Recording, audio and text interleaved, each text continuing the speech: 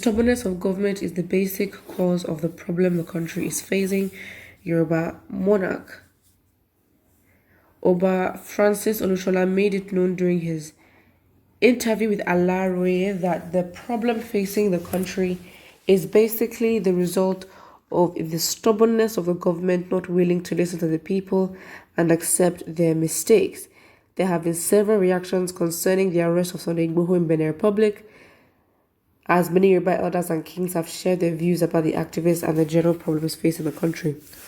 About Francis Olushola Ajao, Olugbon of Orile Igbo and Vice Chairman of the Oyo State Traditional Rulers, has shared his thoughts about the present happenings in the country and the issue of agitation for the division of the country.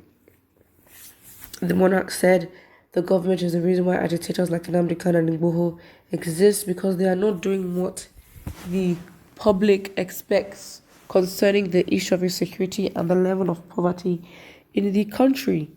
To him, poverty led to the issue of bandits who started kidnapping for ransom.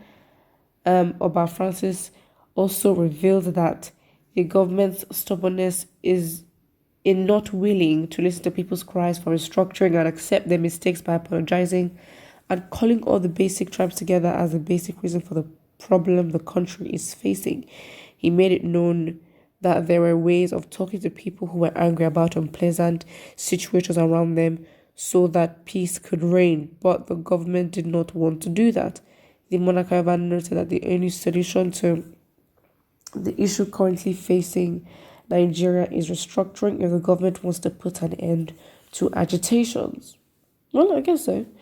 He's right. There's really nothing here to, basically counter. And then he put a solution, basically saying restructuring. I don't even know what or how the restructuring is going to take place or where it's going to start from. Obviously, I guess that has to do with this decentralizing the government. But I don't know. But I don't think it's wrong. Absolutely not. And it's good. And it's absolutely fantastic to see Yoruba monarchs basically defending Igboho and saying, yo, this is not right. Really, that's just it. Really, that is just it. So it would be nice to see the same for, Nnamdi Kanu. But yeah, we know that's a whole different situation in the East. Yeah, let's look at the comment section. Somebody here says, let the restructuring come up and rotate the method of presidency among the regions. That does not make sense. Why should there be a rotational president? That just shows how divided we are. We cannot have our standards for who the president would be based on where the president is from. That is you're just setting yourself up. Why would you do that?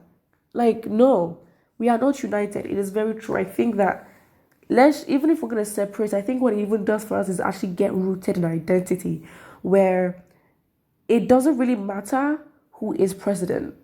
We are just judging them on their skills and what they can bring to the table. That's it. That is it. And I think it's just easy. It's so easy when your nationality is your ethnicity.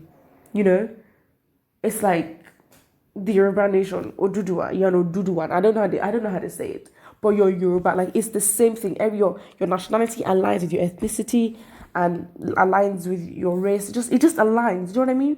It makes things so much easier. Having this identity crisis of differentiating, I'm this, I'm that, I'm this, I'm that. It just doesn't make sense because we're not Nigerian. We're named Nigerians. And that is why our identity will still and always be from our ethnic groups, Igbo, Yoruba, Hausa, whatever it is.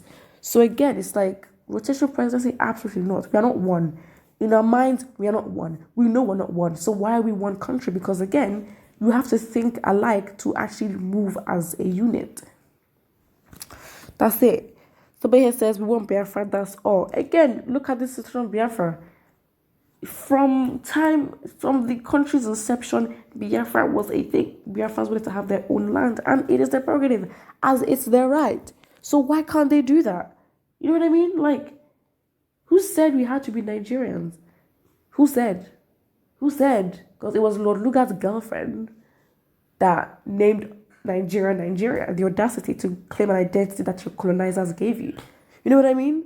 So it's like, okay, fine, forget that at first. But mentally, we know we're not the same. And I think maybe if we do separate, we'll properly get into our identity in terms of fully expressing ourselves, and our culture would reflect in our everyday life, in the way we choose to lead the government, in the way we choose to relate with each other, in the way we choose to, negotiate in businesses, and the way we carry ourselves.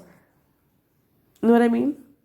And I think that's when would be most confident, and all this intimidation of which place deserves this or which place deserves that, all that just goes.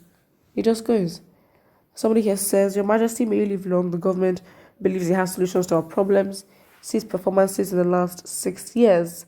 Separation is the only permanent solution. Every other method is equal to postponing the evil day in Nigeria. Very true. Very, very true. The evil day in Nigeria, whether we choose, if we decide Nigeria is going to be better, we're going to have to face the quote, evil day. Even if we decide to separate, we're going to have to, listen, Nigeria's problems are so compounding that to make it easier on ourselves, we'll just start from 1960 and deal with that from now, till then.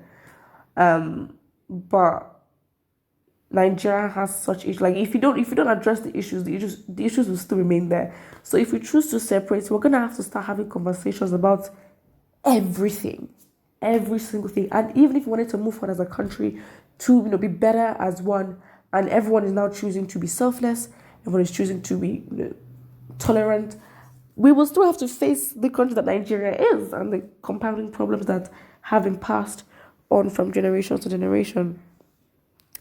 Somebody says, whether southern leaders like it or not, Buhari will push them to the state of forceful resistance. What they have all been procrastinating about will eventually come to manifestation unexpected. That is true. It will force them to. Why? Because the people will. The people will be absolutely livid. And the leaders will realize that this is no more in their control. That's it. And it just, again, about what he said, absolutely right. There's nothing to counter them. But when I just already, they're ready.